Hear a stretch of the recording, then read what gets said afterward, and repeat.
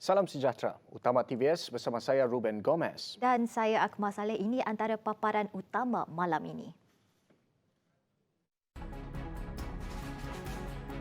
Tidak pilih kasih, Awang Tengah sedia bayar kompaun tidak pakai mask.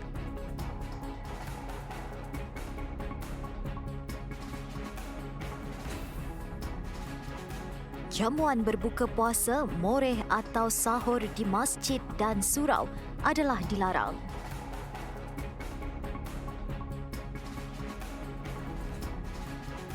Majlis Perbandaran Sibu turut batalkan Bazar Ramadan.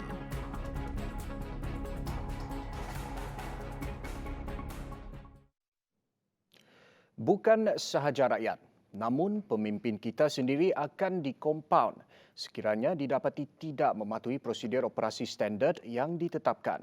Baru-baru ini tular video Timbalan Ketua Menteri Dato' Amar Awang Tengah Liasan tidak memakai pelitup muka semasa minum sambil berjalan ketika lawatan ke Jadi Matu. Bagaimanapun, beliau mengesahkan telah dihubungi pihak polis susulan video tular berkenaan dan bersedia membayar kompan atas kesilapannya dan ini penjelasan beliau. Saya selalunya gerai-gerai itu cuma beroperasi untuk minggu. Saya pergilah ke gerai-gerai dan saya beli barang-barang, lepas itu saya minum dan makanlah kue-kue itu. Tapi silap saya juga. Setelah saya diberitahu oleh pegawai saya, Datuk, Kapten ada beritahu kita jangan lambat, we have to leave now. Jadi saya tak perasan sambil berjalan itu, saya lupa mas saya ini buka dan saya pun mau cepat. Ketua Menteri Datuk Patinggi Abang Jari Tun Openg menyampaikan sumbangan berjumlah 1.5 juta ringgit kepada 1,532 buah surau dan masjid di seluruh Sarawak. Terdapat 12 bahagian yang akan menerima sumbangan tersebut. 12 bahagian tersebut adalah Kuching, Samarahan, Serian, Sri Aman, Betong, Sarike, Sibu, Kapit, Mukah, Bintulu, Miri dan Limbang. Jumlah sumbangan yang dikutip daripada tabung Baitul Mal pada tahun ini adalah lebih banyak berbanding tahun sebelumnya. Alhamdulillah dengan adanya pendapatan yang baik, ekonomi kita walaupun merudum 2 tahun lepas, lagi masih ada syarikat-syarikat kita yang memberi zakat kepada Baitul Mal. Bermakna ekonomi kita tidaklah begitu teruk sekali. Dan ini dapat membantu dalam kita menjalankan ibadah kita dan bantuan yang kita beri kepada masyarakat sasaran.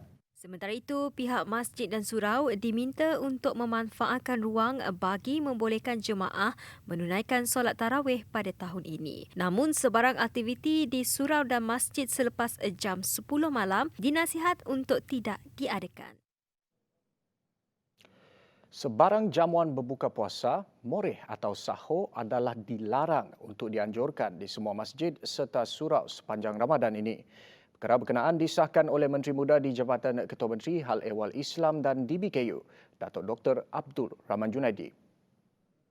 Larangan tersebut merupakan tambahan kepada prosedur operasi standard SOP dikeluarkan Majlis Islam Sarawak MIS sebagai usaha memerangi pandemik COVID-19. Tambahan kepada koresponden yang sedia ada ialah tidak membenarkan diadakan jamuan makanan sama ada berbuka puasa ataupun moreh ataupun sahur. Kalau mereka hendak menyediakan makanan terutamanya untuk jawatankuasa pengurusan masjid boleh tapi menggunakan bungkus dan mana tidak dibenarkan mengadakan jamuan secara beramai-ramai di masjid. Walau bagaimanapun, solat tarawih dan witir dibenarkan namun bilangan jemaah maksimum 200 orang atau setengah daripada kapasiti masjid atau surau. Masjid jelasnya akan mula dibuka pada jam 4 pagi dan ditutup sekitar jam 10.30 malam untuk memberi laluan kepada majlis tadarus.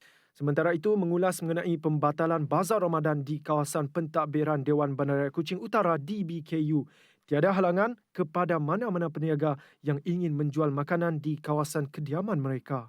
Mengikut garis pondan telah pun dikeluarkan oleh pihak SDMC, iaitu separuh daripada jumlah kapasiti Masjid Surau ataupun maksimanya dalam 200 orang.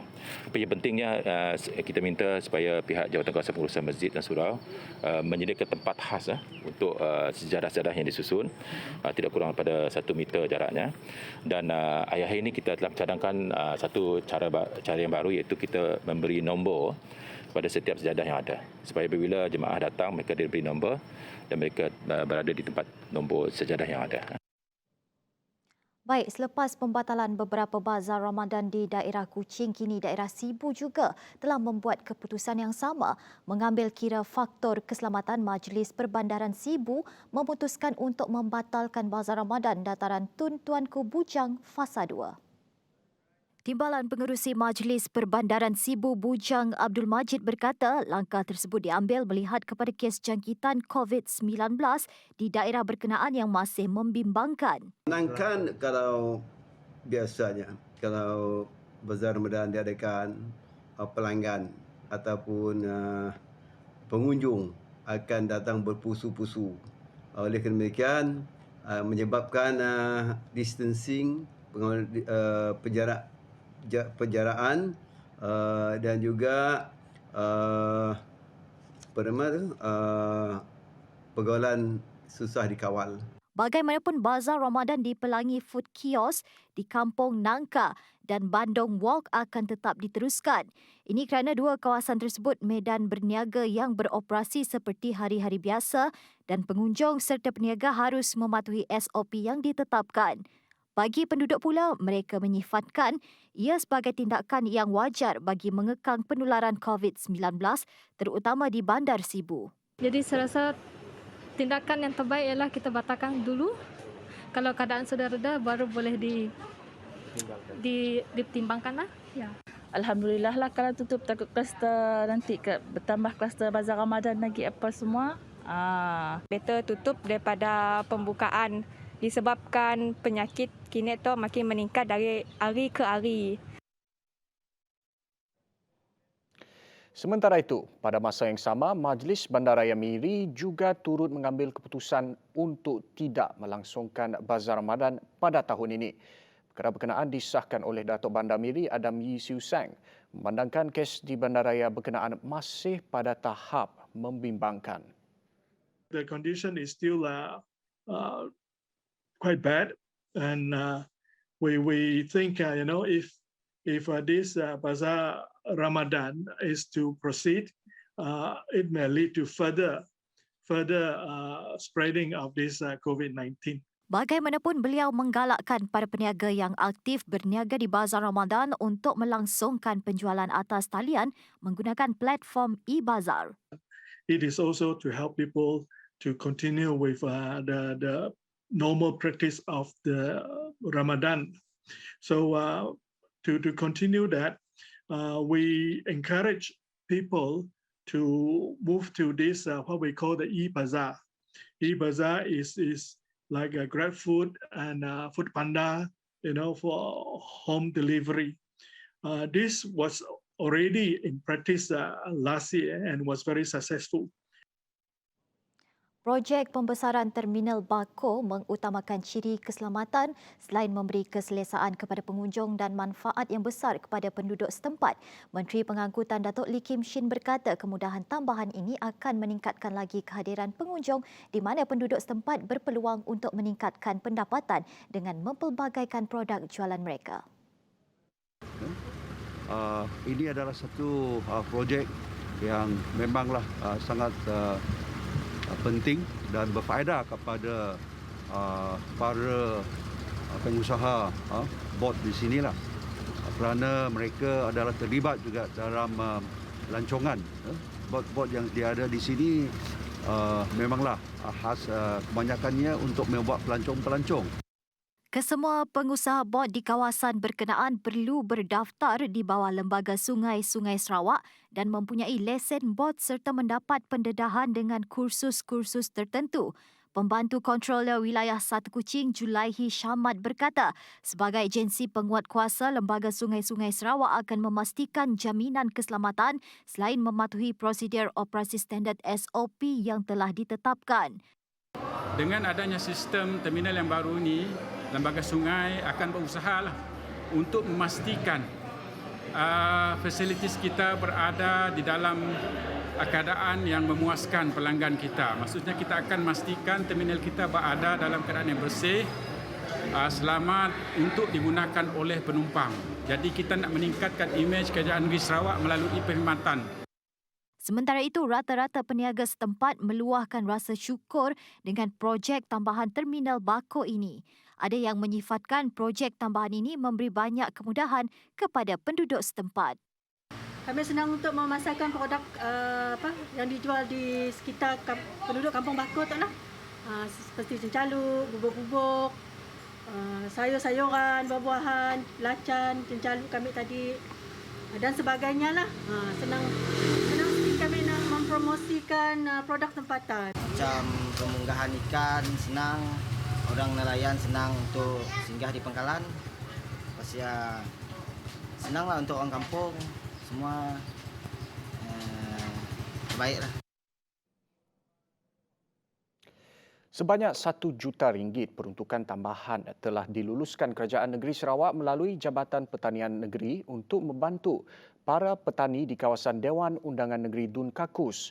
Ini sekaligus memanfaatkan 105 petani dan peternak dalam bidang perusahaan burung walid individu dan berkelompok, penternakan kinze, penanaman durian, fertigasi terbuka dan inkubator cili. Menteri Muda di Jabatan Ketua Menteri Adat Istiadat dan Undang-Undang Bumi Putera, Datuk John Sikitayai berkata, petani dan penternak di kawasan luar bandar perlu dibantu dan tiada kriteria dalam pemilihannya. No, actually there's no criteria at all because most of our farmers, especially in the rural areas, they need our help. So there's no criteria. Actually, there's no criteria for us to give them. Just that they are poor, so they need help. That's it.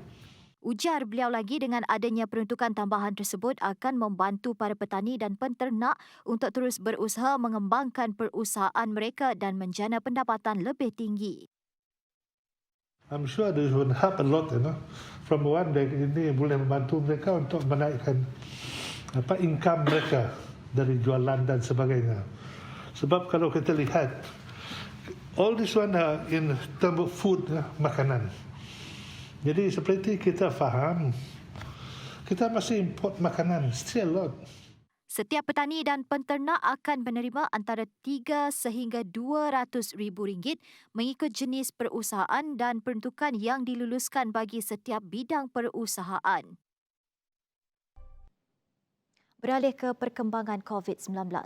Perintah Kawalan Pergerakan bersyarat PKPB di Sarawak dilanjutkan mulai 13 April sehingga 26 April ini. Keputusan berkenaan dicapai oleh Jawatan Kuasa Pengurusan Bencana Negeri Sarawak setelah melihat dan menilai situasi kes positif di Sarawak yang masih tinggi. Sementara itu, terdapat 211 kes baharu COVID-19 dikesan di Sarawak pada Khamis. Ini menjadikan jumlah keseluruhan meningkat kepada 18,707 kes. Satu kematian baharu turut dilaporkan melibatkan warga emas di Miri. Dalam pada itu, Jabatan Kesihatan Negeri Sarawak mengisytiharkan 2 lagi kluster baharu iaitu kluster Jalan Kapitan Marudi dan kluster Diso Saratok. Manakala terdapat 181 kes baharu yang telah pulih dan dibenarkan discharge dari hospital. Berkuat kuasa 9 April 2021, nombor talian utama COVID-19 Jawatan Kuasa Pengurusan Bencana Negeri Sarawak adalah 082 443 991. Sebanyak 6 projek pembangunan dilaksanakan dalam kawasan pentadbiran Dewan Bandaraya Kuching Utara DBKU selari dengan proses urbanisasi. Menteri Muda di Jabatan Ketua Menteri Hal Ehwal Islam dan DBKU, Datuk Dr. Abdul Rahman Junaidi berkata, projek ini bakal menambah keindahan di bawah kawasan pentadbiran DBKU. 6 projek tersebut melibatkan pengindahan jalan protokol, Taman Botani Sarawak, laluan penghubung dari Fort Margherita ke Jambatan Darul Hana, naik taraf Taman Perpaduan, pembinaan outlet penyaliran di Jalan Masjid, Jalan Market, Leboh Java menuju ke Sungai Sarawak dan naik taraf kemudahan pelancongan Pengkalan Sapi. Pengindahan jalan protokol melibatkan pembangunan landscape baharu merangkumi penanaman pokok rendah dan sederhana tinggi. Manakala bagi Taman Botani Sarawak yang ditanam 40 spesies tumbuhan pula akan menjadi tumpuan masyarakat tempatan dan pelancong untuk beriadah. Menariknya Taman Botani ini ialah kerana dikelilingi oleh banyak struktur-struktur penting di sini. Salah satu yang penting ialah macam di belakang kita ada Dewan Undangan Negeri, di sebelah tebing Sungai Sarawak sedang dibina, setelah pun siap dibinanya cascading water, air yang menurun ke bawah. Lepas itu akan dibina sebuah English tea house di sebelah tebing Sungai Sarawak. Lepas itu kita ada jalan plank walkway untuk masuk ke Kampung Boyan. Jadi ini antara tarikan yang ada di kawasan ini. Jadi semestinya ia menjadi tempat yang akan menjadi kunjungan pelawat-pelawat dan pelancong pada masa-masa yang akan datang. Sementara itu, tambah Rahman Junaidi, laluan penghubung dari Fort Margherita ke Jambatan Darul Hana pula dibangunkan untuk menambah keindahan di utara Bandaraya Kuching. Pelaksanaan sistem verifikasi sah balak Sarawak dan pensijilan pengurusan hutan akan terus dipertingkatkan bagi memenuhi keperluan antarabangsa. Sambungan itu, Kerajaan Sarawak kini membenarkan verifikasi pihak ketiga untuk memastikan keupayaan dan penerimaan pasaran. By 2022, all long-term forest timber licenses must have forest management certification. Timbalan Ketua Menteri Datuk Amar Awang Tengah Ali Hassan berkata, industri kayu Sarawak kini berhadapan dengan banyak cabaran terutama dengan ekonomi global dan geopolitik yang tidak menentu. Ditambah lagi dengan anti lambakan dan anti subsidi dikenakan oleh negara pengguna serta persaingan hebat daripada negara pengeluar lain seperti Indonesia, Vietnam dan China.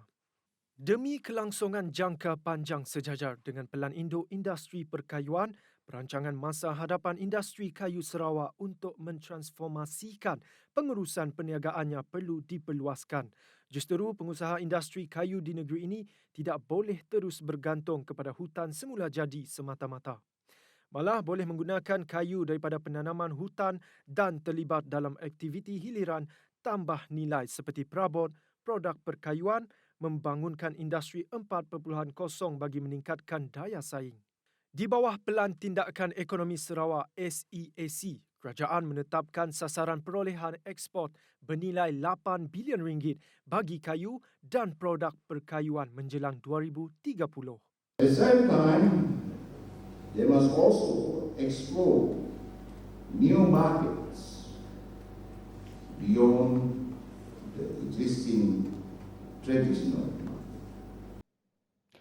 Kementerian Pemodenan Pertanian, Tanah Adat dan Pembangunan Wilayah Manred Sarawak telah melancarkan 4 buku pelan anti rasuah organisasi 2021 hingga 2025 bagi 4 buah organisasi di bawah seliaan Manred. Buku berkenaan dilancarkan oleh Menteri di Jabatan Ketua Menteri, Integriti dan Ombudsman, Datuk Talib Zulkifli yang juga merangkap ahli Dewan Undangan Negeri Jepak pada Khamis.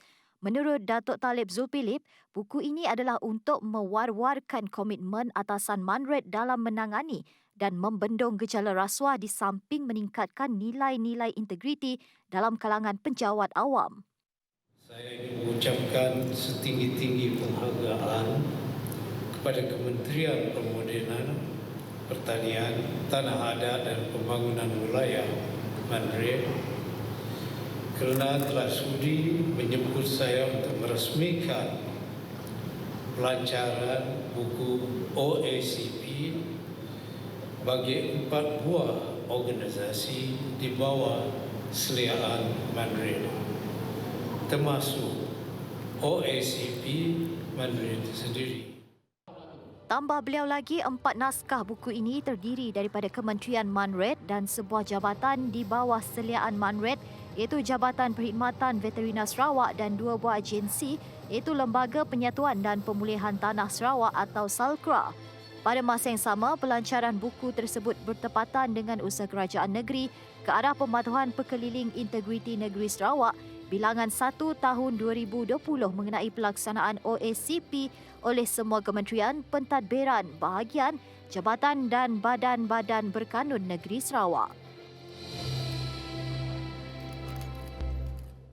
Mekah bersedia untuk menerima jemaah umrah yang sudah menerima suntikan vaksin sempena Ramadan. Perkara itu diumumkan pihak berkuasa berkaitan dalam mesyuarat Jawatankuasa Pusat Haji yang dipengerusikan penasihat kepada penjaga 2 Masjid Suci selaku Gubernur Mekah Putra Khalid Al-Faizal pada Rabu. Kementerian Haji dan Umrah Arab Saudi turut mengemukakan pelan musim Ramadan meliputi peningkatan operasi Masjidil Haram. Permit menunaikan umrah akan diberikan kepada mereka yang sudah menerima 2 dos vaksin COVID-19. Permohonan permit untuk menunaikan umrah, solat dan lawatan, slot waktu yang ada dan pengesahan akan dibuat melalui aplikasi Itmarna dan Tawakalna. Pada masa yang sama, pengurusan hal ehwal Masjidil Haram dan Masjid Nabawi turut mengemukakan pelan operasi sepanjang Ramadan. Dalam pelan itu, 14 laluan disediakan untuk tawaf dan 3 laluan paling hampir dengan Kaabah dihaskan kepada warga emas serta orang kurang upaya. Selain itu, lapangan terbang Raja Abdul Aziz turut menempatkan pasukan khas untuk menyambut ketibaan jemaah dan akan bekerjasama dengan agensi kerajaan serta penyediaan perkhidmatan. Kemudahan pengangkutan turut disediakan termasuk perkhidmatan kereta api berkelajuan tinggi Haramain serta menetapkan laluan ekspres untuk jemaah umrah. Buat julung kalinya, Lembaga Amanah Kebajikan Masjid Negeri Sarawak menyediakan buffet Ramadan atau The Ramadan Buffet, menawarkan lebih 50 jenis menu dalam sehari. Bertemakan cita rasa Malaysia, bakal ditempatkan di bangunan baru Baitul Makmur, Kuching. Ramadan Buffet ini dilaksanakan dengan kerjasama Masjid Property Sendirian Berhad yang merupakan anak syarikat Lembaga Amanah Kebajikan Masjid Negeri Sarawak dan Maju Wawasan Grup Sendirian Berhad. Dijadualkan bermula pada 19 April iaitu bersamaan dengan 7 Ramadan hingga 9 Mei nanti. Apa yang lebih menarik adalah pihaknya akan mengadakan tawaran menu istimewa yang berbeza-beza pada setiap hari. Yang menarik nanti ada satu corner, special corner yang disebut sebagai Pak Wan Corner. Tiap-tiap hari akan adakan special menu. Tapi dia banyak kepada menu tempatan lah. Harga yang ditawarkan pula adalah serendah RM60 setiap orang bagi tempahan terawal, manakala harga asal pula adalah RM68 untuk dewasa, RM38 untuk kanak-kanak berumur 5 hingga 12 tahun dan RM55 untuk warga emas berumur 60 tahun ke atas. Tempahan awal juga boleh dilakukan secara atas talian. Kita akan buat kajian online. Jadi kalau online tu mana senang dan tempat. Karena dengan online tu juga kita akan dapat melihat kepada kemampuan tempat-tempat ini untuk menampung orang lagi.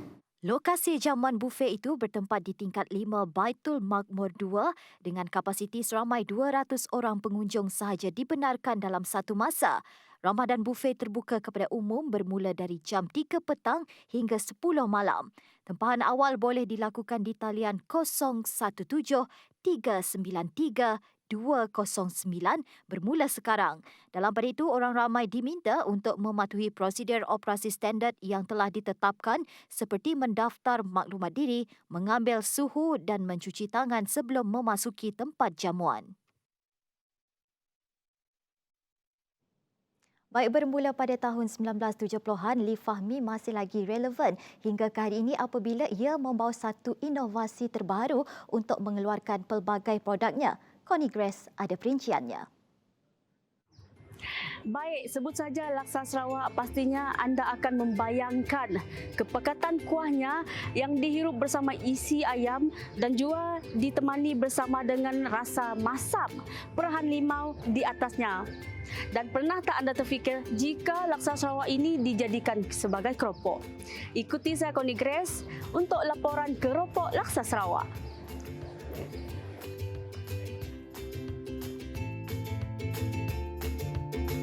Legasi perusahaan yang bermula sebagai perniagaan keluarga ini kini diteruskan oleh Derek Chai yang telah meninggalkan pekerjaannya di negara China hampir 20 tahun lalu. Katanya yang menceburi bidang penyelidikan dan pembangunan R&D, ia bukannya mudah untuk menghasilkan produk bagi mengembangkan produk dan syarikat.